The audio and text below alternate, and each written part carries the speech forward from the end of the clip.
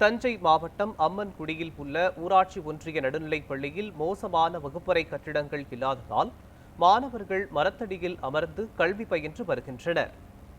இதுகுறித்து கூடுதல் விவரங்களை நமது செய்தியாளர் விக்னேஷ் வழங்க கேட்கலாம். விக்னேஷ், வகுப்பறைகள் முறையாக இல்லை என்று மாணவர்கள் மரத்தடியில் அமர்ந்து பயிலும் சூழல் ஏற்பட்டிருக்கிறது. இது பற்றிய முழுமையான விவரங்களை பதிவு பண்ணுங்க.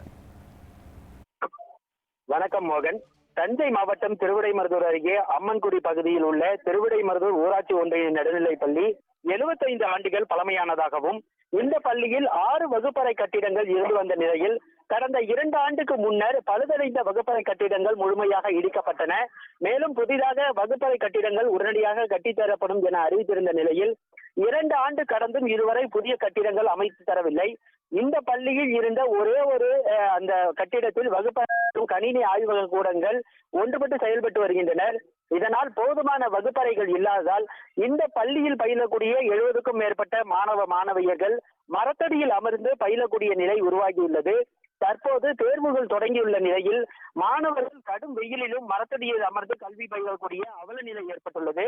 கடந்த 2 ஆண்டுகளாக வகுப்பறை கட்டிடங்கள் இல்லாததால் தவித்து வரும் நிலையில் புதிய வகுப்பறை கட்டிடங்கள் கட்டித்தர வேண்டும் என வலியுறுத்தி திருவிடைமருதூர் முன்னாள் ஊராட்சி ஒன்றிய பெருந்தலைவர் மற்றும் ஒன்றிய அலுவலர்கள், அரசு துறை சார்ந்த அதிகாரிகள், மாவட்ட நிர்வாகங்கள் மற்றும் தற்போது இருக்கக்கூடிய உயர்கல்வித்துறை அமைச்சர் உள்ளிட்ட அனைவரிடமும் பல்வேறு முறை கோரிக்கை மனு தொடர்ந்து புதிய கட்டிடம் கட்டித்தர வேண்டும் என பல்வேறு முறை கோரிக்கை மனு அளித்தும் அது இன்று வரை பயனற்று இருக்கின்றன என பெற்றோர்களும் கூறி வருகின்றனர்.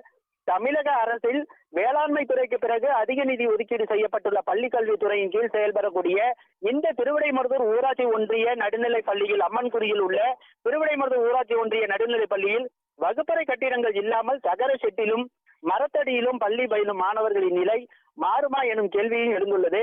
குறிப்பாக இந்த பள்ளியில் போதுமான வகுப்பறை கட்டிட வசதிகள் இல்லாததால் தங்களது குழந்தைகளை இந்த பள்ளியில் சேர்ப்பதற்கு பெற்றோர்கள் முன்வரவில்லை என்பது நிதர்சன உண்மையாக இருக்கிறது.